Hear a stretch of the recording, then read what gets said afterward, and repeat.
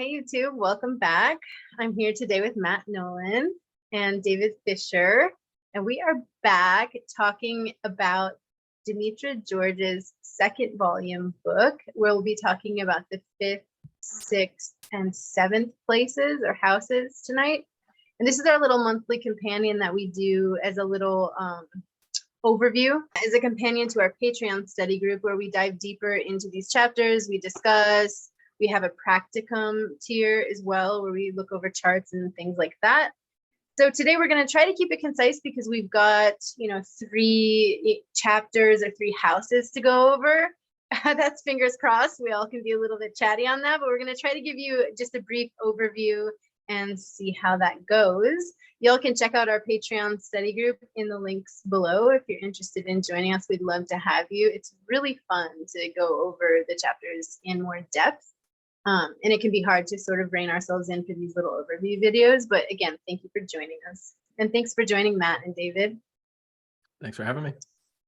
And if you like these videos that we're putting out, and if you like the content that we are putting out here in this channel, please like and subscribe. This helps the channel grow. Yeah, absolutely. Please do. And thank you for tuning in. So we've got the 5th house, the house of good fortune, Agatha 2K. Do you guys have any first thoughts? The principles that she highlights, like in the ancient times in the book, about the Greeks associating good fortune and bad fortune to the pair of the 5th and the 6th houses, and now we're starting here with the 5th, which is good fortune, is really interesting because, again, you have this sense of, from the perspective of the ascendant, which is the 1st house when we started back then, this one being something that gives the ascendant good prospects within a material realm, like fortune is things that befall you through no fault of your own. And the good fortune would be events that would manifest to call out within your soul things that are kind of good, pleasurable, things that are like you. Yes, and being like you is the signification of Venus. So we have Venus as taking its joy here in the 5th house, and that's where a lot of these significations that we're talking about are going to come from, as well as what David was talking about, the trine aspect, to the harmonious aspect to the ascendant. We were going to cover the 5th house in the 3rd and the 4th house because the 5th house is a part of the angular triad related to the 4th house, which is family. And so, we've got the Venus in her joy. But one of the main belabored concepts that we have here for the 5th house is that of children. And so I just wanted to mention that because it is, in the triad of the family. So when you're thinking about things that befall you and have good fortune to your ascendant, a lot of times in ancient times, that was children. If you think of children, sex is pleasurable, and it generally comes from, it culminates with at least one of the parties getting, a pleasurable experience. But you get this sense of something else coming from that is a future promise that will reinforce the nature of the thing that gave origin to it. Yeah, and so I'm glad you said that because I'm not sure if we'll end up covering this entirely because it is a little bit more of like the modern significations, which are gambling, ale houses, pleasure, sex, all of those kind of extra curricular, like wind down things. Like you're gonna, if you're coming from any astrology, even ancient astrology, or modern astrology, your mind's gonna go directly there. Oh, it's gambling, it's ale houses, it's extracurricular activities, it's sex, it's pleasure. And all those things, again, are coming from the Venus significations, but they do come later. The ancients, Demetra makes sure that she lets us know that the ancients didn't explicitly associate this house with sex, but with progeny or with children. But obviously that started to develop over time and became things of pleasure, children, sexual encounters, all Venus joy things. Mm-hmm. Yeah, and I think it's worth noting that all the other significations are like jumping off of children, where like it's really easy to make the jump from like your literal child to your child that's like a project that you are trying to produce, to then jump from there to like anything that you do that's pleasurable or fun. Yeah, but really the fifth house and children gave to the fourth house. It gave Yeah. good fortune to the fourth house, Mhm. and it gives good fortune to the ascendant, and the ascendant was generally male. Right. So both Right. the fourth house, which is the father, and the ascendant, which was a male, like we'll look at that when we come to the seventh house, but Demetra like reminds us to make sure we look at that, which is now we'll associate the seventh house with the spouse or the fifth house with children, but that was usually talked about as the wife or as the child, the children of the man or something like Right. that, because Right, the right. ascendant was man or whatever, Right. you know. But that was good fortune. It represented the male's what do you want to say, vitality or something like this. The fifth house represented the male's like ability to produce for his home. Mhm. It Yeah. represented the male's virility and the female's fertility, that what Demetra alludes to from the ancient sources. Yes. And the fifth house is this future promise. Like it is a pleasurable thing. It comes from coupling, right? Children, I'm talking about like in the traditional sense. But children are also like people that you invest a lot of time and effort into. So again, we are alluding to that succeeding house idea of future promise. I also associated with the aces within tarot. And if you want more information about tarot, you can check our series on the decans, which covers some associations with tarot as well. A lot. In fact, we'll be going through the entire tarot deck as we do these decans. So even if you're not interested in the astrological like decanic journey, a good portion of it is just us talking about the significations of the tarot. This is kind of a divergent topic, but I found it really interesting. According to the schema of the chronological ages of the houses, and it's going to become relevant because yes, we have the angular triad with the fourth house. We'll also be talking about the seventh house in relationship to death. And so there was an association with the fifth house signifying things after death, which I thought was really interesting because you don't necessarily, jump there with the Venusian quality of the fifth house. And as such, it refers to the praise or blame that the native receives during their burial rites. And I thought that was really interesting as well. So it's, the fourth house being death, but also the seventh house being the setting place. So I just wanted to kind of note that as we talk about maybe some significations in the seventh house later, the setting place and death and the seventh, but we did also touch on that with the fourth. So I thought that was interesting. Well, people to really celebrate you after your death generally are your children and your progeny. And generally, people like you left behind your legacy. People use the phrase like this person is survived by, and they'll say it with like a spouse, but like by your lineage, your family. Yeah, that idea of immortality that she also refers to. Yeah. The fifth would be different from like the ninth, which is the other sign or the other house that would be trying to the ascendant, in that the ascendant is gazing upon the fifth rather than being gazed upon by the ninth. You get things like children where the parent is like gazing upon the child and putting in effort, and it's succeeding, like David was saying. So you're like gazing fondly upon something that's growing for your future. Exactly. It's an inferior trine versus the superior trine of the ninth, having to do with the ascendant having power over the fifth house, and the fifth house having some chance or luck when it comes to, fortune or 2K. This actually refers to something that Matt, you and I were talking about prior, which refers to what Schmidt teaches about logos and phasis.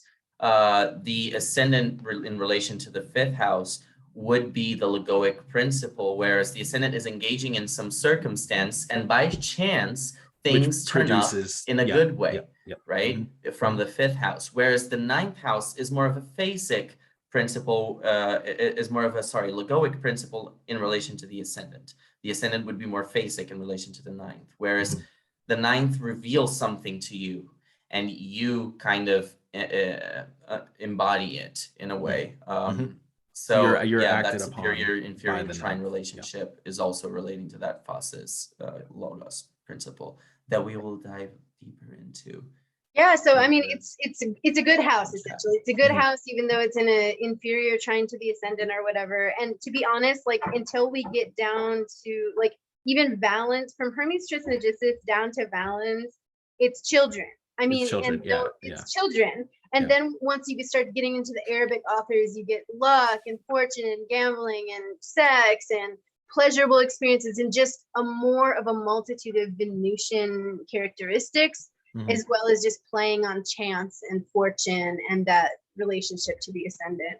Yeah, and you have the distinction with the Arabs between like lower and like higher love, where there would be things like gambling and just like sense pleasure and like the love of God or something would be like the two kinds of love and pleasure. Yeah, she did talk Yes. about that. I did have that highlighted where she says Aphrodite Pandemos is Venus of the people, meaning earthly love, and Aphrodite Urania is heavenly Venus, representing celestial or divine love. I thought that was also really a beautiful point to bring out. Well, and that's, you know, Venus is and this is like completely dropped away in modern times, as Venus is associated with like temples and religious art and that kind of thing. Yeah. The observance of religious ritual. Yeah.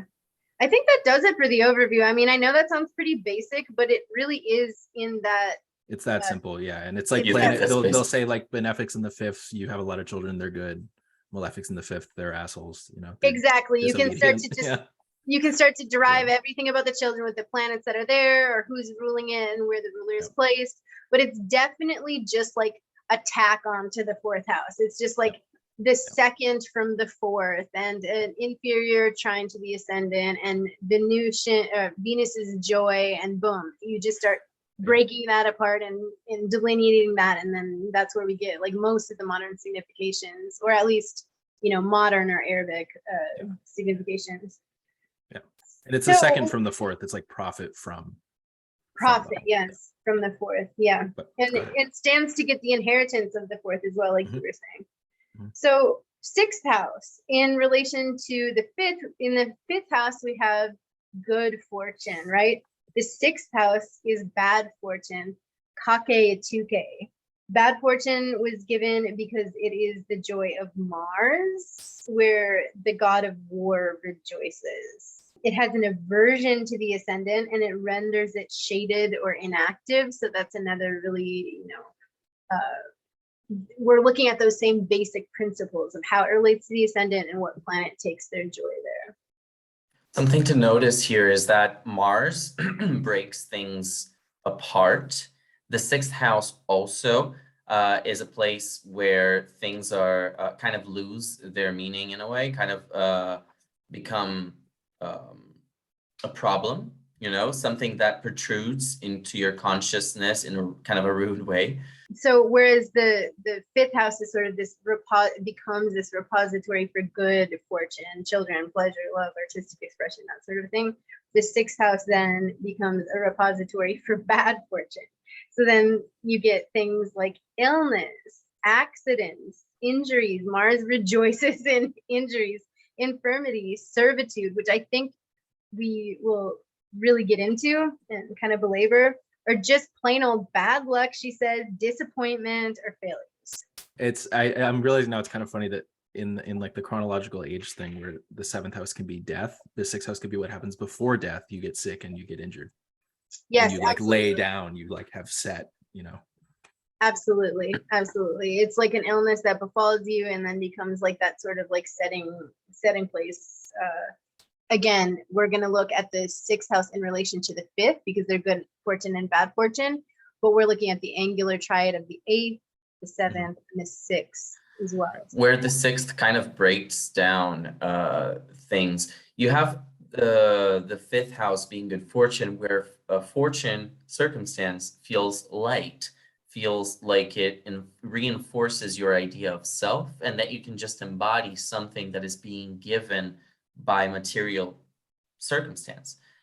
Whereas in the sixth, you feel burdened by circumstance. You feel like circumstance actually impedes you from achieving what you want. And this is why it's the joy of Mars, because it inspires. See how it is the joy of a planet, because that house calls out to the significations of that planet in the native's life. It makes the native enact that planet in order to interact with the significations of that house. And if the native has a good condition Mars in their chart, they will be more able to deal with sixth house significations, let's put it like that. But yeah, because the sixth house kind of protrudes into your consciousness in a kind of rude awakening kind of way. Yeah, I like that that term, it like intrudes or protrudes into your consciousness, where the fifth house, you can see it from the ascendant, the sixth house, you can't. And there's things like serious illness or something like that are like, you don't want to like adopt that into, like, you don't want to see yourself as that a lot of times, you know? And sometimes we don't, like with chronic illness, see it until Right. you already have it and you're like, oh shoot, I didn't realize, that I was in, harm's way or whatever. Mhm. So it's like she describes it as it doesn't receive the life forces, ray of light coming from the ascendant. And then I thought this was interesting that in ancient Rome, Mars was an important deity in kind of contrast to where we see it as its Greek counterpart Ares. So in Rome, Mars was important like Jupiter. He was considered a military god and a guardian of soldiers and farmers. And I think where we see Ares, which is like this bloodthirsty god, and even further back, the Babylonian Nergal, the god of the underworld, which like ruled over disease and plague. You kind of see how all those early associations with Mars kind of bring to life this house. As she says, again, Mars delights in causing accidents, but the idea of it being like a warrior, like soldiers are constantly getting injured and suffering infirmities or death. It's same with like working the fields or being a farmer. Like there's so many like accidents and injuries and just like physical labor that happens there that can cause damage to the vitality of the native. And it's a house of marginalization and of being dehumanized, because whereas the seventh is a house of relationships, where you see the thing that's opposite to you and you take it as an equal. This is an important part of it, because it doesn't matter if you look at it with disgust. You're looking at it, you're considering it, it is protruding to your consciousness, but you are engaging with it actively. The other one, you're just like, ew, what's that? It shouldn't be bothering me. Get out of my way. Right. The other one is like my arch enemy. You kind of engage with it passionately. But the sixth house, you ignore it. You don't want to know about it. And it's this dehumanizing kind of house where if you have planets there, you'll probably feel that the houses that they rule are sources of shame for you and feelings of marginalization. Yeah, our teacher, Achyuta Bhavadas from Nightlight Astrology, I'm sure a lot of you are familiar. He talked about the sixth house being associated with Sisyphus, just constantly pushing the rock up the hill. And, trigger warning, slaves or in slavery was a huge and major topic of the sixth house in traditional literature, because being enslaved was a common form of misfortune in the ancient world. So, you were taken through warfare, you were taken through piracy, you were taken if you had debt, and you were also birthed into certain castes, which could give you that kind of just feeling of marginalization, because your parents powerlessness over your circumstances, right? Yeah, because you could it's not like you even did anything wrong. You could be born into that sort of caste. And then she talks about, it comes from that, the war, piracy, debt, all those things, where you could be sort of, your person could be taken as booty essentially for like some kind of a, endeavor from like a neighboring clan. Like that happened again, war and warfare. You would take the opposite side's people and make them your own, and so she talks as well about like how that caste of making a person your property became translated into the serf class and became just like over time peasants and just poor people and disenfranchised and things like this. And just to drive a little bit more this point home of the marginalization, the Venus house of joy is the fifth, where you find commonality with the circumstances that are presented to you, the things and people that turn up on your path. And you want to invest in that. But the sixth house is the things that you want to avoid. Mars, you want to really detach yourself from those things. And in the individuation process, you want to make sure that you are avoiding them, that you are like distanced from them and be like, I'm not like that at all. And it's also like the things that the native is violent to, so it's like if you have planets in the sixth, it might be you're a slave, but it could also be the slaves that you own. and therefore the people that you get to be violent towards and have to be in order to like maintain the hierarchy. Yeah, so definitely. And so it could go anywhere in that type of relationship. So you want to be aware of that in your chart. But, then it comes like if you think about it in modern day, and this is coming from the ancient, serf caste or whatever it is, but we see things like manual labor, hard work, low wages in order to attain your livelihood. This is not a career. This is a job that you are punching a clock and you are serving somebody else's greater benefit. They're giving you a few pennies for you working to make their wealth. Think Walmart or whatever it is, like I don't want to, call that Walmart, but just any kind of a job where you're getting pennies to the corporation's dollar, Amazon. Yeah, careful. We don't want to be mean to companies. Walmart. And most of us and a lot of people are doing, their body and their mind disservice, working an incredible amount of hours every single week where they don't really have a repository to show for that besides their paycheck. And that is the 6th house. Yep. It's again, circumstance weighing on you, weighing down on you. And it also could be people that are, like, let's say it's placed relatively well, or it's working relatively well in a night chart or something like this. It could be someone who enacts military service their entire life. They could be someone who's a part of the military. It could be a military family, arduous work in battle, like things. It also could just be like martial arts. I think Mars, Mm-hmm. So if you're thinking some of the more, healthy versions of how this can play out, you can look to someone who like loves to work out every day and like runs marathons, gets up early, all of those kinds of things, like something that requires a lot of physical effort. Athletes and things like this could be found there as well. Let's say it's a Mars in the night chart in Scorpio or Capricorn in the 6th. It could do better than you would expect from a malefic in that particular house. Of course, you would expect some bad circumstances, perhaps some life stories related to the family that are not particularly well, some issues with the father, but then you would have this resilient character built from that is able to override these difficult circumstances, overweighing circumstances. They surf through it like a pro, basically. And which you do get with like athletes and stuff, right? Like if you're a career athlete, you're going to get injured. If you're a martial artist, you're getting injured. If you're in the military, you're going to serve overseas from time to time. You're going to be away from your family. There's going to be those types of situations that you might have made benefit from, and they might be like right up your alley or whatever, or serve you. But at the same time, you're still looking at accident and injury in those places.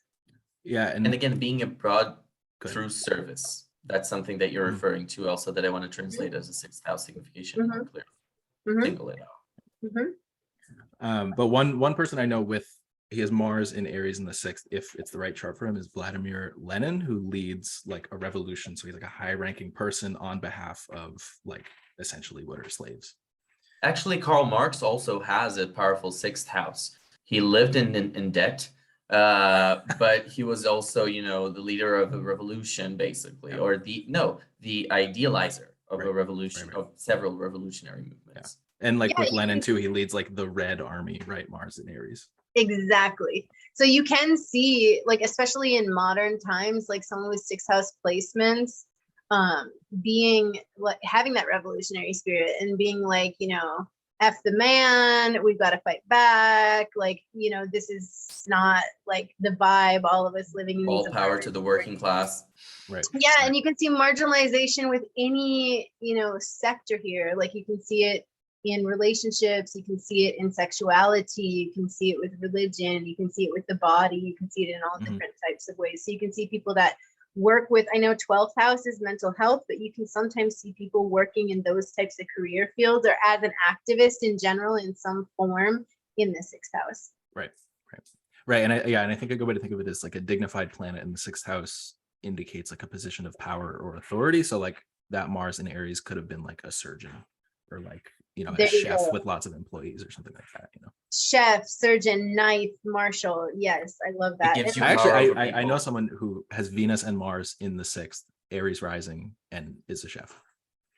It's interesting, David, power over people, because think of the power you have when someone's under, they're under anesthesia and you're the one operating, like, Right. they're giving you their entire, Well, a famous example would be Princess Diana. She had Venus in Taurus in the 6th house, and she was famously very close to her staff.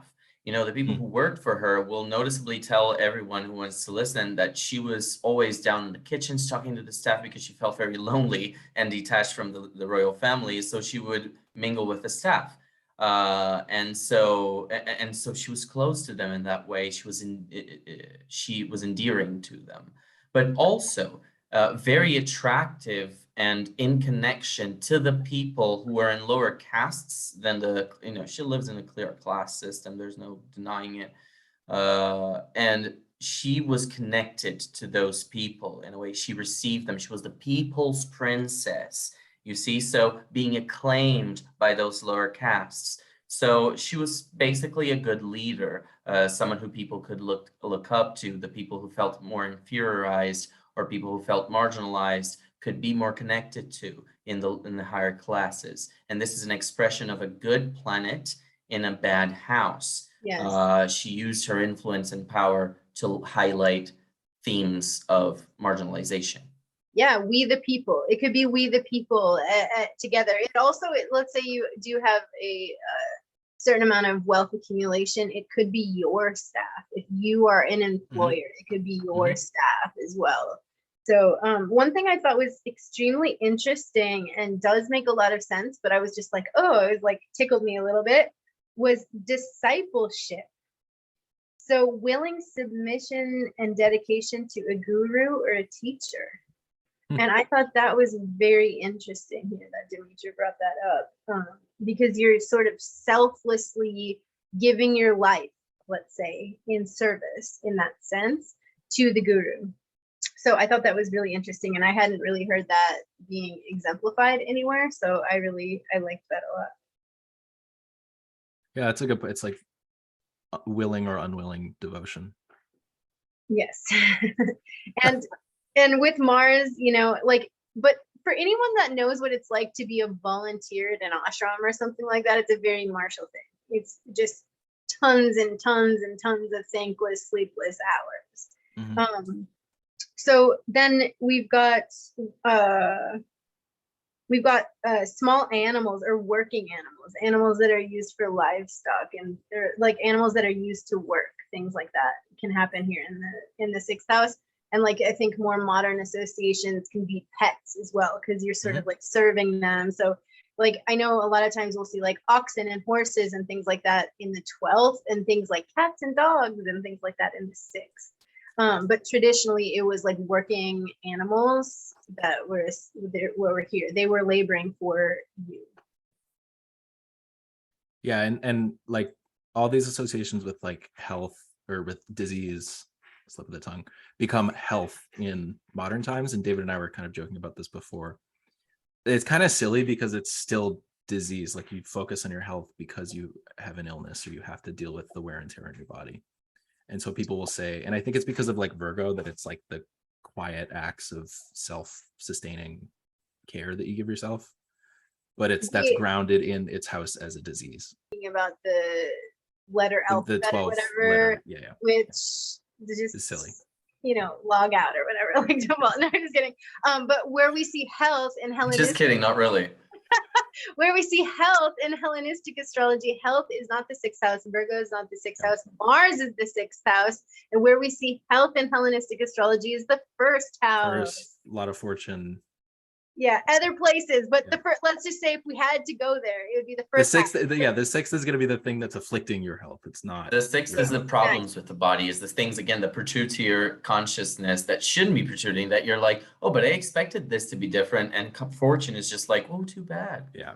And it's, it's one of those things where it's like with the 5th, it's like, I can see how they got there, but it's, it's like it's like a weird flip. Like, same thing with the 5th, where it's like, it's children. And they're like, oh no, it's like sex and fun times. The 6th house is a bad house. It's affliction. It's afflicting you, and it's a problem. Now we can rise up and we can do the best with that and all of those things. But you're only doing that because there's a problem. Yes, it's an affliction, right? And so like a surgery and a surgeon, no matter how skilled and no matter how grateful we are to have them, it's still an affliction to the body to be cut in that way or under in that way, you know? Again, Right. it raises the issue of Mars being joyous in this house, because you need Mars's energy to deal with these types of things. You need to detach yourself from these circumstances. You need to make yourself more assertive in your actions, so you will resolve those problems. You have to be very sharply focused on that particular thing, and only in that, in order to remove it from your path, so That's it right. won't be an impediment anymore. That's right. Yeah, and like I think of how like sometimes, you know, you hear that like malefics, when they give good things, will do it at the expense of others. And so if the sixth house is a place of like slaves, for instance, it's a place where the native can benefit, but through violence and at the expense of others. And Yeah. again, physical labor really is something that builds muscle. I'm not saying that this is good. I'm just saying that in any capacity at all. Yeah. I'm just saying that it really breaks down your body in a lot of ways. Like, it is a harsh process that causes a lot of pain, that is overburdening. And Mars kind of has that feeling, right? Of Yes. kind of a 10 of wands, I want to say, kind of energy. And it's also, that's exactly why we get like bodybuilding, martial arts, extreme running, like competitive, like you're tearing the muscle, Right. you're tearing your body apart in order to better it or whatever, Right. you know, like that would be like a positive surgery and athletes and all these things. But yeah, you are tearing the muscle to build the muscle. Yeah, you're doing it by breaking, destroying, tearing for future breaking benefit. but yourself down mentally. Like if you've ever tried to like run a marathon every single morning at 4 a.m., you know, Right, that's right. It's very- not Venus. It's not. Yeah. Yeah. No, I heard it might have been like Austin or something was like you can't like Austin Coppock was like you can't forge iron by like gently tapping it like Venus. You know, you have to like heat it to 1,000,000 degrees and like slam it. Yeah. Yep, that's this house. And it's just quick. We can see veterinary here because of the small animal. Okay. As a little extra. Okay, so and Beth. Do we feel like that's a good treatment? Should we move on to the seventh house? Yeah, I think that's good enough. Yeah. So here we've got an angular house. So we might put some more emphasis on this because we've got a very important angular house. This is our third angular house that we've talked about it, and it's in opposition to the ascendant. It's also the setting place. It's where on the western horizon the sun sets, but it is strong and stable due to its angularity, and it is in medium condition because of the fact that it's in conflict or in an adversarial position to the ascendant, but it can see it like straight on and straightforward. So that's where we're getting most of our significations from just that basic principle, as well as you know, in the west where the sun sinks, it had been seen as a place of decrease and death. So we're going to get into it being like partnerships and marriage and things like that. But in the most ancient of authors, we see it as the setting place, Deuces, the place of death, the place where the vitality was sinking into the underworld. So that's a primary signification as an opposition to the ascendant. Well, now, whereas in the ascendant things turn up and they appear in front of you and allow you to react to them in a way, the setting place actually makes things go into hiding from your consciousness in your life. And by doing so, by removing themselves from your consciousness, which is another allusion to death, you realize something. So if you have planets in the seventh, you might recall a moment in your life where you really grew when you realized the things you had left behind. You were like, oh, now I realize how my life really was going before and how I didn't pay attention to the things that were happening before, now that I'm in this new situation. But I didn't really pay attention to these things when I was there. People with seventh house planets are really focused on that particular side of the narrative, for instance. And speaking of planets in the seventh, no planet rejoices in the seventh. And in the earliest, I'll look at this here to quote this in a second. I'll find who said this. But because no planet rejoiced, there was early authors that talked about no planet being good here. Later, they said, Jupiter would be good or Venus would be good, like the good planets would bring good significations. But really, any planet in the seventh was not considered favorable. It's interesting also how some modern techniques, I think medieval, I'm not sure if Renaissance, but would consider something called directional strength, which the Vedics also have a concept for. I forget the name now, but it would basically go Venus and the moon are rejoicing by directional strength in the fourth, Mars and the sun in the 10th, Mercury and Jupiter in the first, and Saturn in the seventh house. And Saturn is this planet of depression. It's naturally depressed by nature. And it would be said by some ancient sources to be more effective in the seventh angle, in the seventh house angle.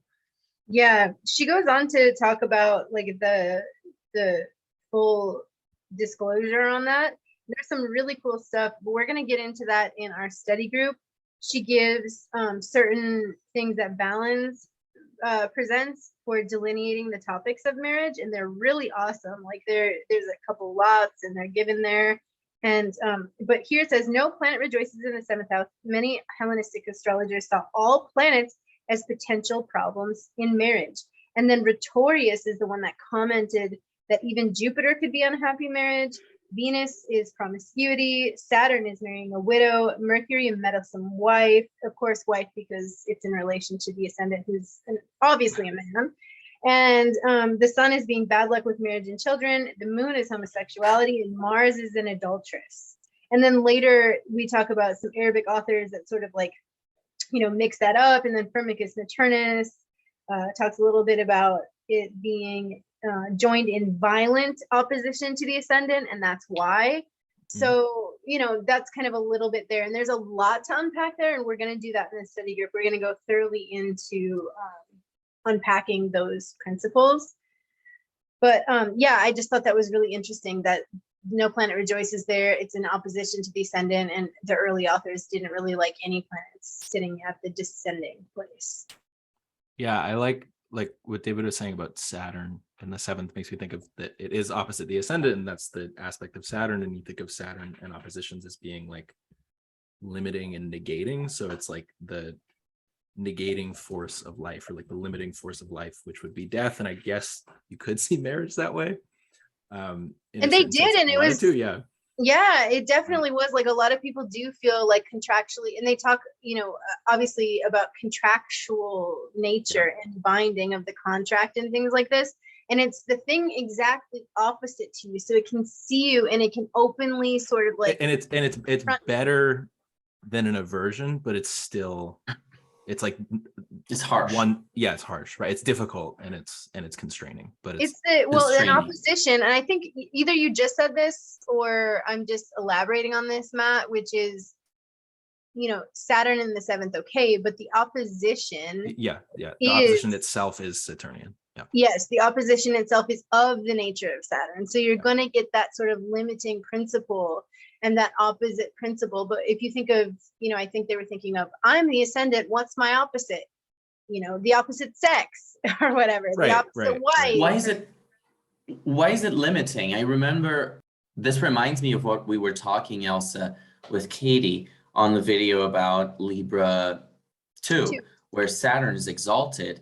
It is that giving up on, it is that sacrifice of one particular ideal in order to exalt compromise, to really be able to follow through with your word and with your higher ideal. You sacrifice those things that give you pleasure in a way. Saturn in the seventh house, for instance, would make someone constantly aware of what they're sacrificing when they make certain types of decision. They would be hyper aware. They would be really feeling deeply the depression because they are having to leave behind something that they held dear, but because the ideal is so off, the kind of Saturnian mistaking the image for something else. That's the opposition you feel, that you always have to act considering something else in the shadows that you're losing.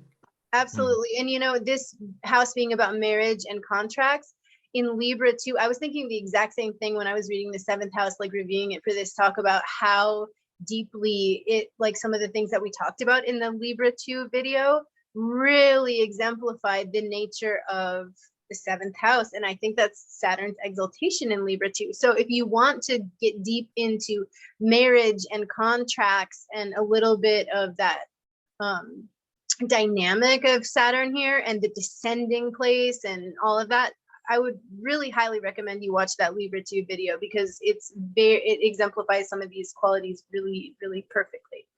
And we go pretty deep into it in that video. So yeah, go check that out. Yeah, I feel like there's something about all of the angular houses that is so straightforward that it's like there's not too much like mental work you have to do to see why the seventh house would indicate death, because it's like the literal disappearing of a planet. I actually think the seventh house is the most complicated of the angles, though. I would agree. Because the 10th is self-explanatory, 4th is self-explanatory, 1st is self-explanatory.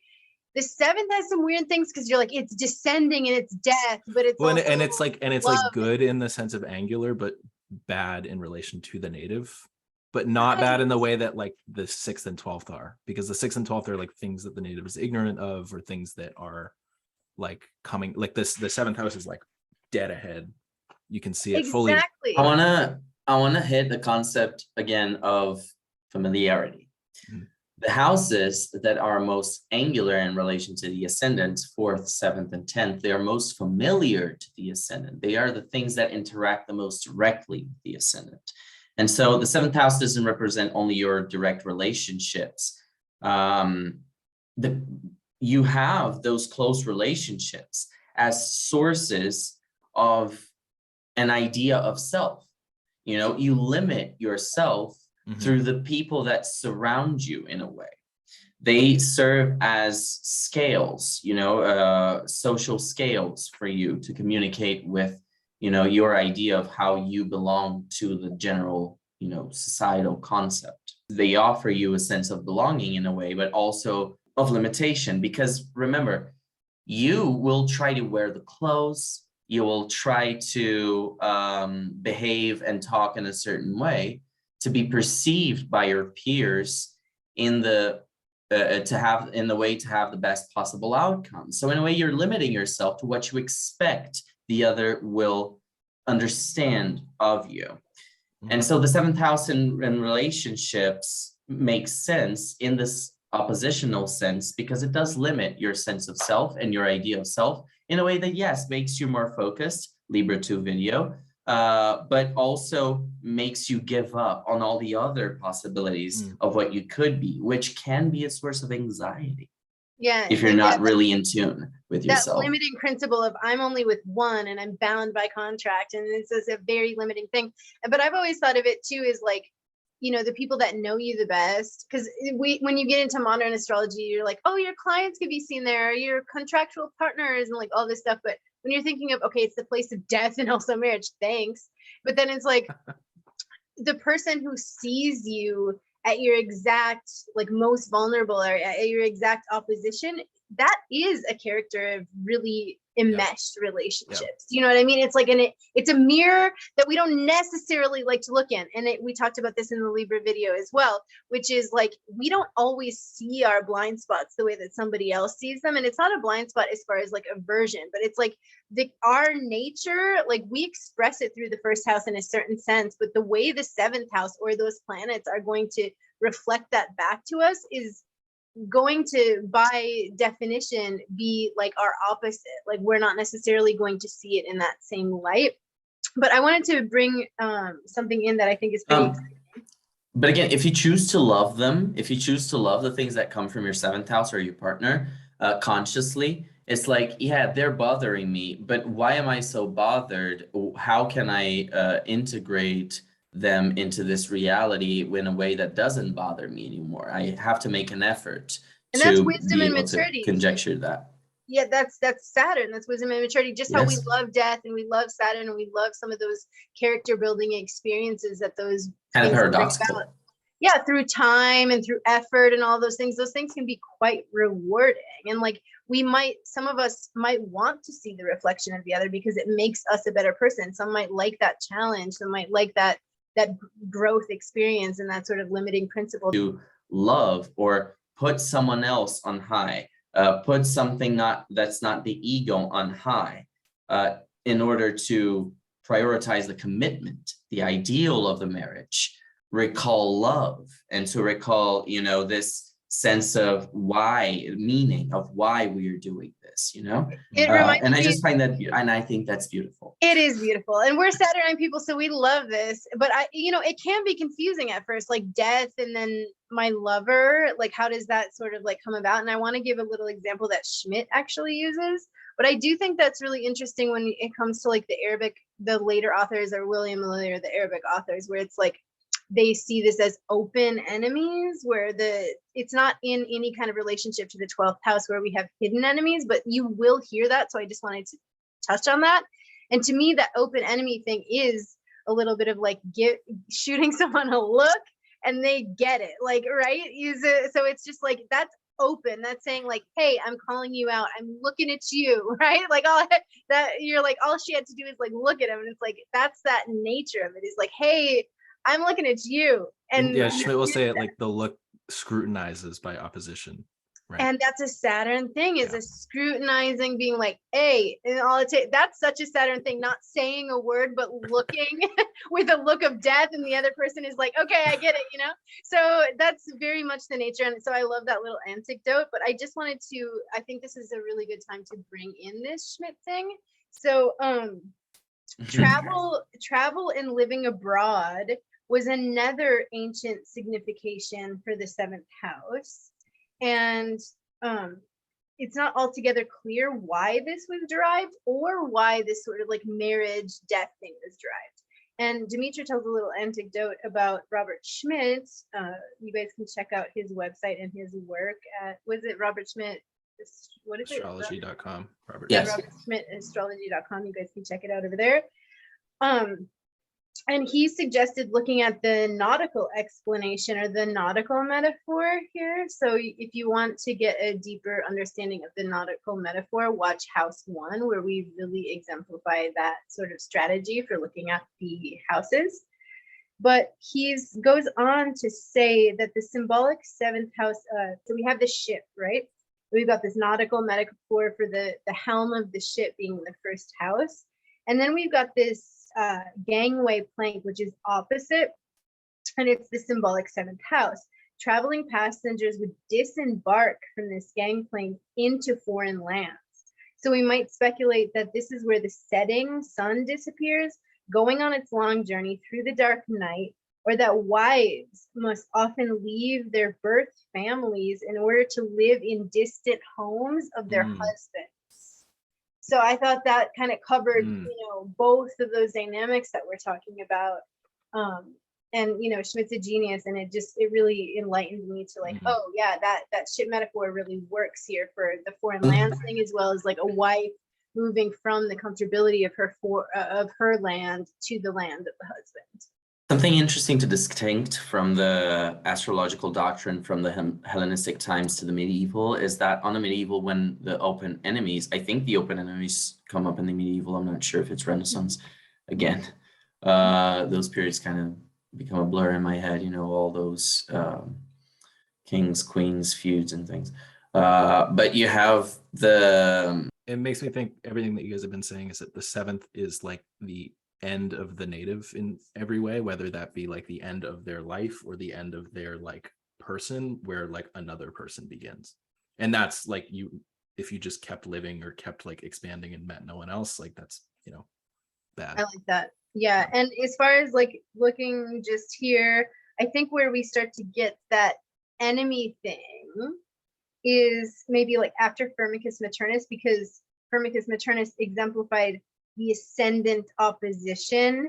And then we went on to like, El Underzigar, and he was saying the enemy of the ascendant, right? So then we have the oppositional character, the ascendant, starting with like Firmicus, then we have Rhetorius, and then by the time we get to El Underzigar, we've got that sort of adversarial nature back and forth with the ascendant. So, but yeah, you're not going to see that necessarily from Hermes to Valens, or even Hermes to Paul of Alexandria. It's not necessarily looked at in that way. It's more looking at it from that descending or declining place. But then it's when we start to talk about Saturn as the opposition, which is obvious, right? But then we sort of elaborate on that once we get to like Rhetorius and Al-Andrazagar, and the, you know, and then the Arab tradition kind of keeps elaborating on that. This was fun, you guys. I really do think that that was a pretty good treatment, and I look forward in a few days to diving deeper with our Patreons and diving deeper with you all into some of these natures of the houses or of the places. You want to tell us, Matt, where people can reach you or where they can find you, and then I'll have David do the same. And again, if you want to join our Patreon group, the link is below, and we appreciate you coming for these shorts, and we encourage you to get Demetra George's second volume. Beautiful book. And yeah, Matt, where can people find you? Yeah, just a note quickly. The next time we're meeting is going to be Wednesday, September 28th. And then we meet the last Wednesday of every month at 7 Eastern time, I think. And so I run the Astrologer's Encyclopedia on YouTube, and then it's on Twitter also at _Astropedia. And there will be links to that below. Awesome. Thanks, Matt. Yeah, I am in the First Place Astrology. You can find me under that name on Twitter. That's also in the firstplaceastrology.com. And I'm on Facebook in the First Place Astrology, First Place Astro on Twitter. And yeah, on YouTube, I'm also on YouTube. You guys can find me on Elsa's channel and some links. Yeah, there's links in the about section to all of us. And Matt, I should put you in the about section. So Matt will be there shortly in the about section. And you can find my email and just contact me directly for tutoring or for any type of astrological consultations. You can feel free to reach out to me that way. The website will be forthcoming, but right now you just contact me directly. So awesome, you guys. See you all soon. And thank you all for tuning in. Ciao. Bye.